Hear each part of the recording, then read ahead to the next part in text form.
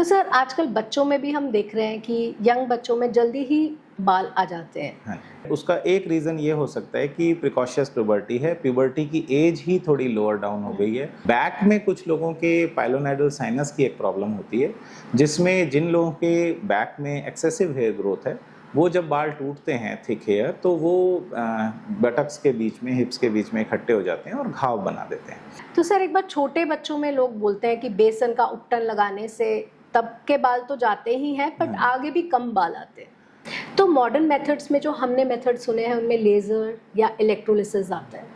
तो sir how safe are these methods? Electrolysis पहले काफ़ी चलता था, आजकल इतना कॉमन नहीं है। As a person who wants to go for hair removal through lasers, मुझे क्या फैक्टर्स कंसिडर करने चाहिए? And the second part is as a doctor if I go to you, तो आप क्या देखकर हेयर रिमूवल के लिए मुझे चुनेंगे? Hello and welcome to be magnetic with Monika. Body hair maintenance हम सभी को करनी पड़ती है। कुछ लोग कन्वेंशनल मेथड्स का यूज़ करते हैं जैसे शेविंग, वैक्सिंग, थ्रेडिंग या हेयर रिमूवल क्रीम्स, और बहुत से लोग आजकल शिफ्ट हो रहे हैं to the modern methods which remove your body hair permanently. इसी बारे में बात करने के लिए आज हमारे साथ हैं doctor Prashant Tyagi, who is a renowned plastic surgeon of the city, और बहुत सारे लोगों का ये परमानेंट हेयर रिमूवल कर चुके हैं। नमस्कार sir, and welcome to be magnetic with Monika. नमस्कार मैम, और आपके दर्शकों को भी मेरा नमस्कार जी।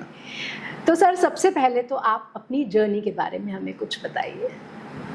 मेरी जर्नी इसी शहर से स्टार्ट हुई थी। मेरी स्कूलिंग सोनीपत की ही है, और उसके बाद मैं अपनी हायर एजुकेशन के लिए जयपुर चला गया था, जहां मैंने MBBS MS अपना MCH प्लास्टिक सर्जरी किया, और लगभग 15 साल वहां बिताने के बाद मैं 2002-2003 में सोनीपत आ गया था, और तब से मैं यहाँ सोनीपत में प्रैक्टिस में हूँ प्लास्टिक सर्जरी की।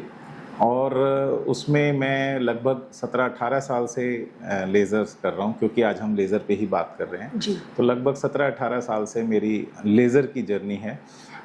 इनफैक्ट सोनीपत में पहली लेज़र मैंने ही स्टार्ट करी थी, और तब से हम lasers for various reasons including hair removal मैं यूज़ कर रहा हूँ। ओके, तो सर सबसे पहला क्वेश्चन मेरा ये होगा कि the amount of hair on our body, does it depend on our genetics, या इसके कुछ और भी रीजंस हो सकते हैं?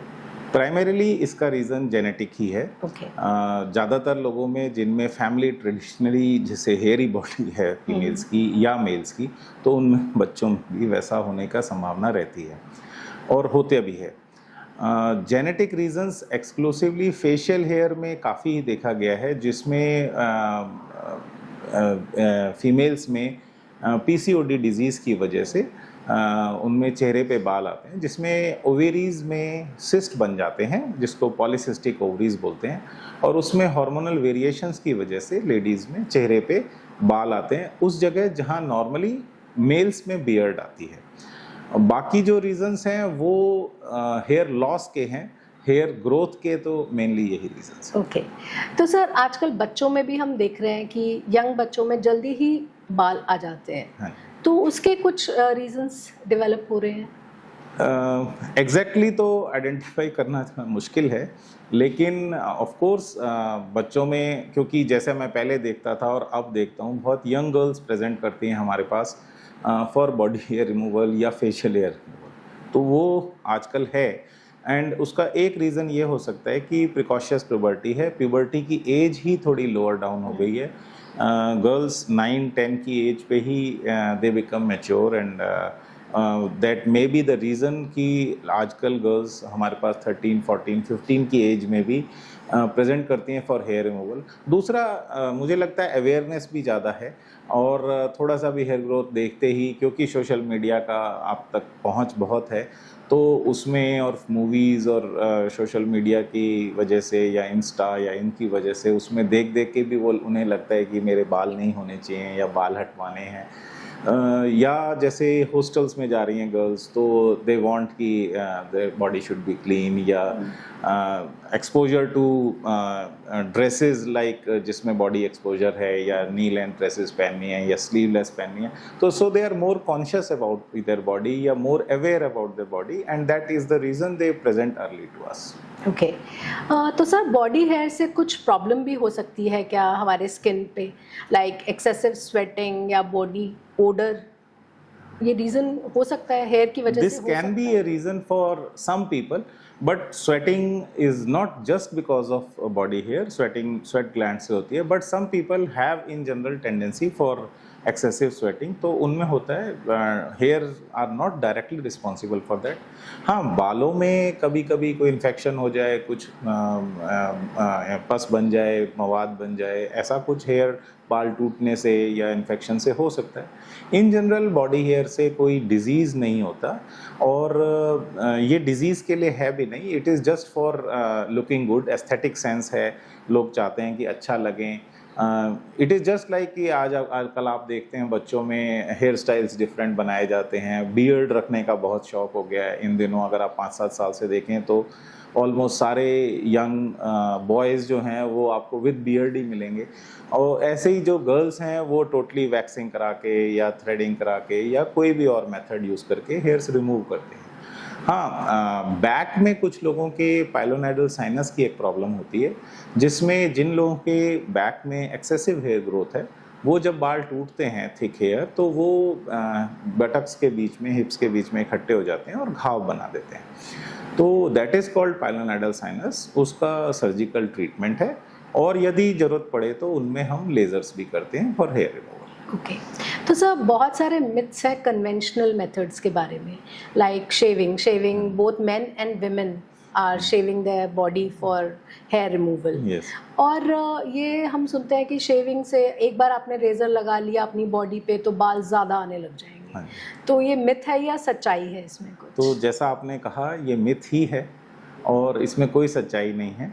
और हेयर्स आ रहे हैं, उसके बाद रेज़र यूज़ होना शुरू हुआ है, रेज़र यूज़ होना शुरू हुआ है, उसके बाद हेयर आए हैं, ऐसा कभी नहीं। आपने कभी ऐसा कोई नहीं देखा होगा जिसने क्लीन स्किन पे रेज़र चलाने लग गए हों, तो ऐसा नहीं होता।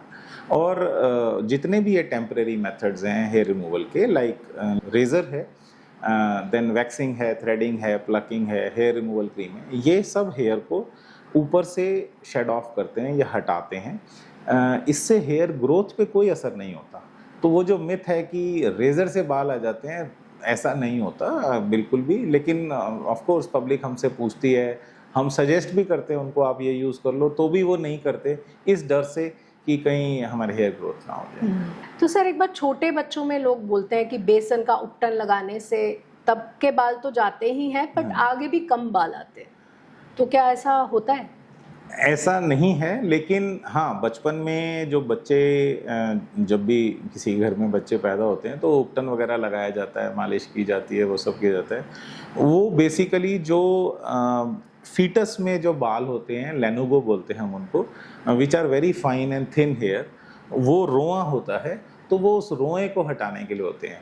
ये जो एडल्ट टाइप हेयर हैं, ये उस एज में होते ही नहीं है, तो they grow at pubertal age या उसके बाद 10-15 की एज में, टीनेजर एज में, या उसके बाद ग्रो करते हैं। तो उस जो बचपन में उपटन वगैरह लगाया जाता है, उसका इन चीज़ों पे कोई असर नहीं है। और वो वैसे भी नॉर्मली बॉडी पे लगाया जाता है, it is not on face, तो वो बॉडी हेयर को रिमूव करेंगे। फेशियल हेयर तो प्यूबर्टी की एज में, टीनेजिंग एज में ही आते हैं या उसके बाद आते हैं। तो ये भी है कि अगर उसको लगाते रहेंगे तो बॉडी में हेयर कम आएंगे, दैट्स नॉट ट्रू?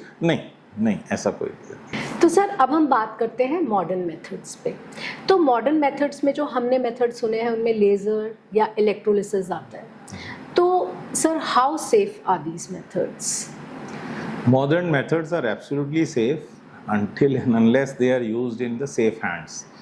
तो इलेक्ट्रोलिसिस भी और लेज़र भी, ये दोनों परमानेंट मेथड्स हैं। इलेक्ट्रोलिसिस पहले काफ़ी चलता था, आजकल इतना कॉमन नहीं है। Reason being it is a painful method, और इसमें टाइम बहुत लगता है, टाइम कंज्यूमिंग है, एक एक बाल को पकड़ के करना पड़ता है। बेसिकली इसमें हेयर रूट में करंट पास करना पड़ता है ताकि हेयर रूट बर्न हो जाए और उससे दोबारा बाल ना आए। लेज़र भी एक डिफरेंट टेक्नोलॉजी है, बट पर्पस या एम हमारा सेम है कि हमें हेयर रूट को बर्न करना है, हेयर फॉलिकल को बर्न करना है, ताकि हेयर फॉलिकल से दोबारा हेयर ग्रोथ ना हो।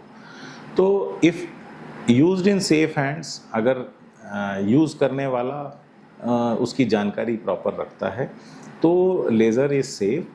ऐसे कोई खास साइड इफ़ेक्ट इससे नोटेड नहीं है और ऐसे कोई डरने की बात नहीं है। It is a popular method being used over 40 years in the world.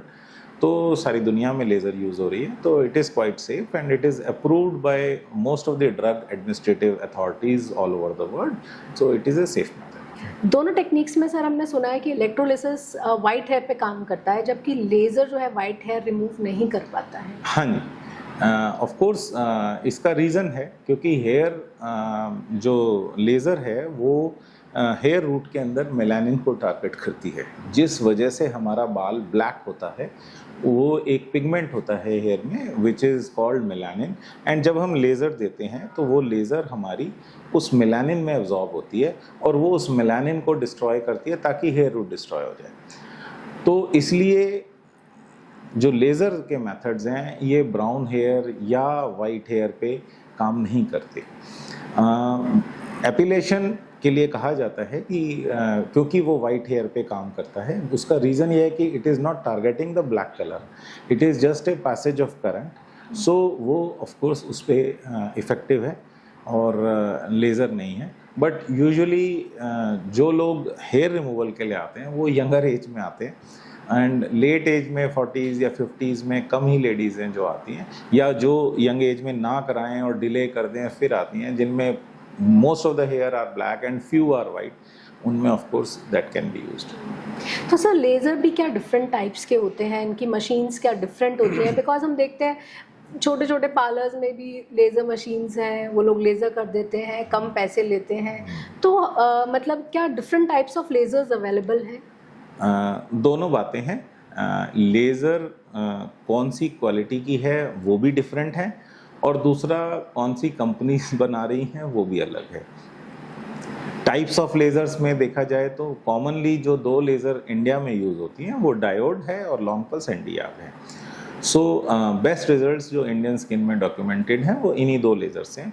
इनके अलावा IPL और एलेक्जेंड्राइट लेज़र्स भी यूज़ होती हैं, which are also two technologies which are used in hair removal, जिनमें IPL is a form of light but not exactly laser, but जो इसे use करते हैं वो लेज़र करके ही मार्केटिंग करते हैं। It's a part of marketing. अब रही दूसरी बात कि जैसे आपने कहा कि छोटे छोटे पार्लर्स में भी है और हम भी कर रहे हैं, तो फ़र्क क्या है?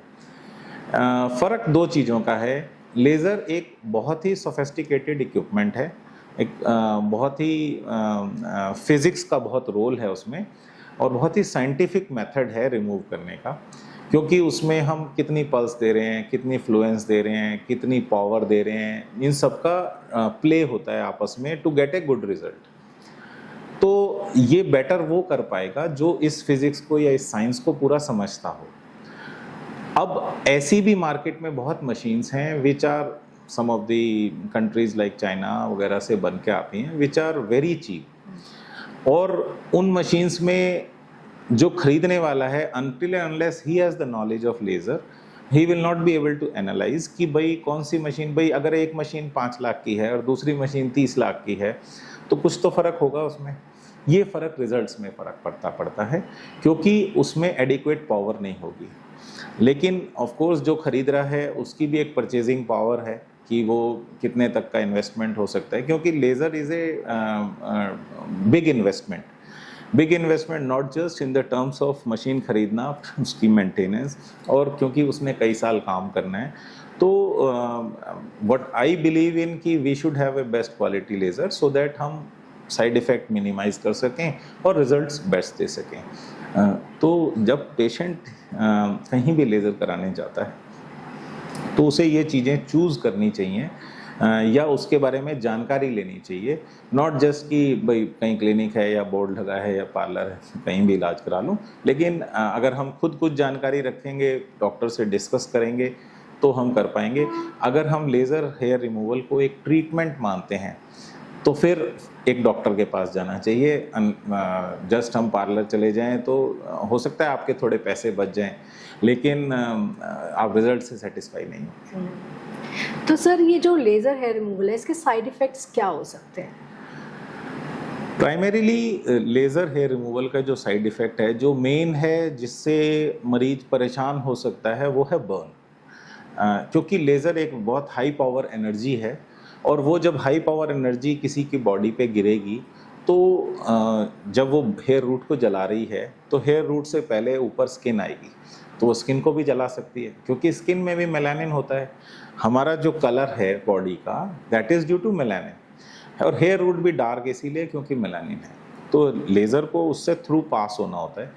तो we have to use some appropriate power at appropriate time duration so that हम हेयर रूट तो जला दें पर स्किन ना जला पाएँ। इसीलिए मैंने पहले कहा कि इसमें एक फिज़िक्स का बड़ा रोल है, उसको समझने का रोल है। और दूसरा, हम कूलिंग मेथड्स क्या यूज़ कर रहे हैं ताकि वो बर्न ना हो। तो बर्न लेज़र का मेन साइड इफ़ेक्ट है जिसमें बर्न हो सकता है। देयर आर यूजुअली बहुत ज़्यादा नहीं होते, स्पेशली इन एक्सपर्ट हैंड्स, लेकिन इसके अलावा कुछ साइड इफ़ेक्ट हैं जैसे कि हाइपोपिगमेंटेशन या हाइपर पिगमेंटेशन। इसका मतलब है कि जहां हम लेज़र दे रहे हैं वो स्किन का कलर थोड़ा लाइट हो जाए, हाइपो, या थोड़ा डार्क हो जाए, हाइपर पिगमेंटेशन। ये साइड इफ़ेक्ट भी हो सकते हैं which are temporary side effects, महीने 2 महीने में चले जाते हैं। मेजर इफ़ेक्ट जैसा मैंने पहले कहा, it is only burn. Okay, तो सर नेक्स्ट क्वेश्चन मेरा ये होगा कि as a person who wants to go for hair removal through lasers, मुझे क्या फैक्टर्स कंसिडर करने चाहिए? And the second part is, as a doctor if I go to you, तो आप क्या देखकर हेयर रिमूवल के लिए मुझे चुनेंगे? देखिए, एज ए पेशेंट तो ऑब्वियसली पेशेंट की only consideration in these days is money, कि मेरा कितना खर्चा हो रहा है हेयर रिमूवल के लिए, मुझे कितने पैसे खर्च करने पड़ेंगे। मेजर फैक्टर उनका ये रहता है। अनफॉर्चुनेटली वो ये नहीं देखते कि वो किससे इलाज करा रहे हैं। पार्लर को एक डॉक्टर से कंपेयर करते हैं, विच इज़ नॉट अप्रोप्रिएट हमारे नज़र में। बट ठीक है, पेशेंट्स का अपना सोचना है कि, और सबकी पॉकेट जितना अलाउ करती है वो उतना ही करा पाएगा। लेकिन वो कंपेयर करते हैं पार्लर में एक किसी मेथड को एक डॉक्टर से, एक ट्रीटमेंट से। तो पेशेंट शुड डिसाइड कि whether they are going for treatment और they are going just for a facial या कोई कॉस्मेटिक प्रोसीजर कराने जा रहे हैं। As a doctor, what we see is what kind of hair they are, what kind of skin the patient has, कितना उसको कोई एसोसिएटेड डिजीज़ तो नहीं है, लाइक PCOD या कुछ, कोई हार्मोनल स्ट्रॉन्ग इम्बैलेंस तो नहीं है। If we feel that is there, we will get some hormonal test done, और देन वी डिसाइड कि what kind of hair there are, thin hair हैं, थिक हेयर हैं, वाइट हैं, या मिक्स ऑफ कलर है, या बहुत फाइन हेयर हैं, या कितने एरिया में हैं, और बॉडी कलर कैसा है। एंड इनिशियली तो हम वी ऑल्सो टेस्ट की रिस्पॉन्स टू लेज़र कैसा है, कहीं कोई बर्न या हाइपर सेंसिटिव स्किन तो नहीं है, कोई बॉडी में एलर्जी तो नहीं है, कोई और चीज़ तो नहीं। तो we consider so many factors before deciding on any treatment. Patient में decide as per their choice, their knowledge, their awareness, and of course financial aspects. Okay, तो sir once I go for hair removal through lasers, कितने sessions लगेंगे completely hair remove करने में? Normally what we tell to our patients is 6 to 8 to 10 sessions will be there. Normally patients get a good response within 6 to 10 sessions. Rarely there are patients, कुछ हो सकते हैं जिनमें 4 sitting में response आ जाए, and rarely there can be patients जिसमें 15-20 भी सिटिंग लग जाएँ। But normally 80 to 90% of the patients will get a good response in 6 to 8 sittings या 10 सिटिंग्स। इट डिपेंड्स कि on the choice that I make, as a doctor I make, before जो मैंने आपको पहले फैक्टर्स बताए थे। आई डिसाइड कि इस पेशेंट में करना है या नहीं करना है, और करना है तो what would be the result that I am expecting. तो मैं इस बारे में बड़ा ओपन रहता हूँ, और जब भी मैं पेशेंट के हेयर्स देखता हूँ या पेशेंट के प्रॉब्लम्स समझता हूँ, और फिर मैं उनको बताता हूँ कि आपके लिए लगभग इतनी सिटिंग्स में वी एक्सपेक्ट इतना रिजल्ट आएगा। And I am very open, मैं उनको ये बताता हूँ कि result is not 100%, it is never 100%। तो आप कभी भी मिसगाइड ना हो। कोई भी मेथड, लेज़र भी 100% हेयर रिमूवल नहीं करती, it is hair reduction. And what I tell my patients is कि हम आपके 60 to 80% तक बाल हमेशा के लिए हटा देंगे, there might be few 10, 15, 20%, 30% which will still remain, but वो बहुत फाइन हो जाएंगे, वो इतने नोटिसेबल नहीं रहेंगे। एंड अगर वो बहुत फाइन हो जाते हैं और उनकी ग्रोथ बहुत स्लो हो जाती है तो आपको जल्दी जल्दी हटाने नहीं पड़ेंगे। एंड अगर बहुत फाइन हो जाते हैं तो वो ब्लीचेबल हो जाते हैं, थिक हेयर ब्लीच नहीं हो पाते, तो अगर वो ब्लीच करा लेते हैं तो उनके कुछ महीने आराम से निकल जाते हैं। सेकंड वेरी इंपॉर्टेंट पॉइंट जो मैं उनको इनिशियल काउंसलिंग में बताता हूँ, मेरा first counselling session takes 30 to 45 minutes where I explain everything, not just explain, मैं डायग्रामेटिक बना के भी सारा समझाता हूँ। एंड वी टेल कि you will require maintenance every 6 months to 1 year, यानी जब आपकी 6 से 8 सीटिंग पूरी हो जाएंगी उसके बाद भी आपको हर 6 महीने में या 1 साल में एक आध बार आपको टचअप के लिए आना पड़ेगा, सो दैट कोई नए हेयर ग्रोथ हो गई है या कुछ बाल रह गए हैं या कुछ थिक हेयर हो गए, सॉरी, तो हम उनको रिमूव कर पाएँ। तो ये मेंटेनेंस हमेशा करानी पड़ती है। इट इज़ नॉट एब्सोल्यूट कि आपने इतनी सीटिंग्स ले ली और सारे चले गए, it is never like that. And अगर हम ये पहले एक्सप्लेन करते हैं तो पेशेंट बाद में डिसअपॉइंट नहीं होता, बिकॉज ही और शी नोज कि भाई मुझे ये बात समझाई गई थी, बताया गया था। अगर प्रॉमिस ही थोड़ी ये हो कि 6 सीटिंग में सारे चले जाएंगे तो obviously patient will be disappointed. तो सर जब हम इतने सारे सेशंस की बात कर रहे हैं तो सबसे बड़ी बात है कॉस्ट की, तो आप थोड़ा इंसाइट दीजिए हमें कि कितना हमें खर्च करना पड़ सकता है। कॉस्ट में वेरी, इट डिपेंड्स कि आप किससे करा रहे हैं। अब ऑब्वियसली आप एक पार्लर को एक डॉक्टर से कंपेयर नहीं कर सकते, आप मशीन्स की टेक्नोलॉजी को कंपेयर नहीं कर सकते, और दूसरा जो फैक्टर है कॉस्ट में वो है एरिया ऑफ द बॉडी, कितने एरिया पे हमें लेज़र देनी है। अगर हम मशीन की बात करें, ऑब्वियसली जो मशीन 30 लाख की है, 40 लाख की है, जो कॉस्टली मशीन्स हैं, उनका ट्रीटमेंट का कॉस्ट जो 5-7 लाख की मशीनें आते हैं उनसे मैच नहीं कर सकता। तो ये वेरिएबल हमेशा रहेगा। आपको एक अच्छी क्वालिटी का ट्रीटमेंट यदि चाहिए तो उसके लिए कुछ कॉस्ट लगेगी। देन सेकेंडली वुड बी कौन कर रहा है, आप पार्लर में करा रहे हैं या एक क्वालिफाइड डॉक्टर से या डर्मेटोलॉजिस्ट से या प्लास्टिक सर्जन से करा रहे हैं, थोड़ा वेरिएशन वहाँ भी होगा। तीसरा, आप क्या एरिया करा रहे हैं। मान लो आप लिप करा रहे हैं और आप पूरा हैंड करा रहे हैं, तो पूरा अगर हैंड करा रहे हैं और केवल लिप करा रहे हैं तो ऑब्वियसली कॉस्ट में बहुत डिफरेंस आएगा।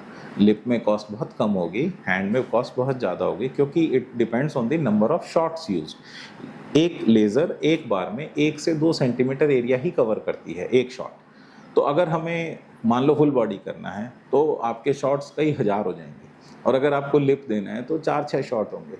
तो कॉस्ट का वेरिएशन इसके हिसाब से भी रहता है। तो हर शॉट का कॉस्ट क्या होता है इसमें? ये मैंने कहा ना, ये लेज़र पे डिपेंड करता है। अब एक 5 लाख वाली लेज़र का या सस्ती लेज़र का कॉस्ट बहुत कम पड़ेगा, क्योंकि इन्वेस्टमेंट ही बहुत कम है, और एक महंगी मशीन का कॉस्ट ज़्यादा होगा, क्योंकि उसका फ़र्क आएगा रिजल्ट्स में, और वो पता पड़ेगा आपको 1 साल के बाद जब 6-8 सीटिंग हो जाएंगी, जब पता लगेगा कि हमने किस लेज़र से कराया था और एंड रिज़ल्ट हमारा क्या रहा। क्योंकि लेज़र एक बहुत अच्छी टेक्नोलॉजी है, लेकिन हम उसे कितना अच्छी तरह यूज़ कर पाते हैं, हम उसको कितना अच्छी अप्लाई कर पाते हैं, ये डिपेंड करता है उसकी साइंस की आपको नॉलेज है कि नहीं है। अब वहाँ नॉलेज का फ़र्क आता है कि आप किससे करा रहे हैं। तो सर जैसे मेरे फेस पे अगर हेयर है, अगर इनको आपको करना हो तो अप्रॉक्सीमेटली क्या कॉस्ट आएगा उसका? ओके, तो अगर हम इस तरह देखें कि हमें फेस का हेयर रिमूव करना है, फेस से मेरा मतलब है दोनों गाल हैं और नेक है या चिन है प्लस लिप्स हैं, तो इसका cost at my clinic would be somewhere between 4,000 to 6,000 पर sitting. It depends on the amount of hair कितना है, बट इस एरिया का कॉस्ट मेरे क्लिनिक पे या मेरे हाथों से अगर हम करते हैं तो लगभग 4,000 to 6,000 पर सिटिंग मेरे यहाँ पड़ता है। बट इट कैन वेरी, जैसे मैंने कहा, कोई आपको इसको 500 में भी कर सकता है और कोई इसके 10,000 भी ले सकता है। आप दिल्ली जाएंगे तो cost is highly variable, it depends upon the town also. आप दिल्ली का कॉस्ट सोनीपत से मैच नहीं कर सकते, और ऐसे ही किसी और बड़े शहर का, और शहर में भी आप किस मशीन से कर रहे हैं, मुझको क्या कॉस्ट पड़ती है, उस पर डिपेंड करता है। ठीक है, तो sir what is the most important piece of advice you would give to our viewers who are considering to come to you for hair removal through lasers? मेरी एडवाइस ये रहेगी, वो गूगल करके रिसर्च करिए लेज़र के बारे में या हेयर के बारे में, थोड़ी जानकारी लीजिए और अपने डॉक्टर से पूरी प्रॉब्लम को डिस्कस करिए अच्छे से। It is not a 2 minute conversation, मेरे साथ तो ऐसा कभी भी नहीं होता। It is always a good conversation. आप पूरी प्रॉब्लम को समझिए, ट्रीटमेंट को समझिए, कैसे हम देते हैं, हमारी लिमिटेशंस क्या हैं, क्या हम ठीक कर सकते हैं, क्या हम नहीं कर सकते हैं, क्योंकि कोई भी मशीन की एक लिमिटेशन है या एक ट्रीटमेंट प्रोसेस की एक लिमिटेशन है, जिसमें उसके पॉजिटिव्स हैं, जिसमें उसके नेगेटिव्स भी हैं, उसके साइड इफ़ेक्ट्स हैं। देन अपनी प्रॉब्लम समझिए कि आपके हेयर्स क्यों आ रहे हैं, हर एक के तो नहीं आ रहे, आप ही के क्यों आ रहे हैं, उसके भी रीजंस हो सकते हैं। मैंने बहुत बार देखा है अपने पेशेंट्स में ओवर द ईयर्स, पेशेंट्स 2-4 जगह घूम चुके होते हैं, खूब सारे टेस्ट करा चुके होते हैं, सारे हार्मोनल टेस्ट 5-10 हज़ार रुपये खर्च कर चुके होते हैं, फिर हमारे पास पहुंचते हैं और वो कहते हैं सर वो टेस्ट देख लो। तो मैंने कहा वो सब नॉर्मल होंगे, आपके टेस्ट में कुछ नहीं आएगा। हाँ सर ये सारे ही नॉर्मल हैं। सो वी नो कि ये सारे नॉर्मल आएंगे। It is very rare for me to advise certain hormonal test for any patient, because I know कि ज़्यादातर केस में ज़रूरत नहीं होती। कोई हार्मोनल इम्बैलेंस हम आइडेंटिफाई नहीं कर पाते, क्योंकि most of the hair growth जो होती है, मैं पेशेंट्स को हमेशा बताता हूँ, it is for 2 reasons. Either it is hormonal imbalance, and second, which is most important cause, it is sensitivity to normal level of male hormone. लड़कियों में हार्मोन लेवल नॉर्मल है, still roots are sensitive and they are growing, जो कि किसी test में नहीं आएगा। So we don't advise such test. मैंने जैसे कहा कि मैं अगर 50 पेशेंट आएंगे तो शायद किसी एक में एडवाइस करूँगा, बट वो 50 पहले ही करवा के आए हुए होंगे, तो that is a wastage of money. We don't advise. तो patient should go to research for it and doctor से पूरी प्रॉब्लम को डिटेल में डिस्कस करे, अपने मिथ्स रिमूव करे and then take a conscious decision कि मुझे कहाँ कराना है, किससे कराना है। मनी फैक्टर तो उसके बाद आता है, लेकिन अगर प्राइमरी फैक्टर ही मनी होगा तो ऑब्वियसली आपका जजमेंट क्लाउडेड हो जाएगा। You will not be able to decide कि मुझे किससे कराना चाहिए, क्योंकि वो एक लिमिटिंग फैक्टर होता है। एंड मैं भी समझता हूँ कि लोगों के लिए वो एक फैक्टर है कि भाई इतना कॉस्ट हर आदमी अफोर्ड नहीं कर सकता, but the machine is also costly, तो वो सस्ता उतना होता नहीं है, हो नहीं पाता। So thank you, Dr. Prashant, for being with us and giving us the insights into the pros and cons of hair reduction through lasers. Thank you so much. Thank you so much, Monica Thank ji, you, and आपके दर्शकों को भी। Thank you.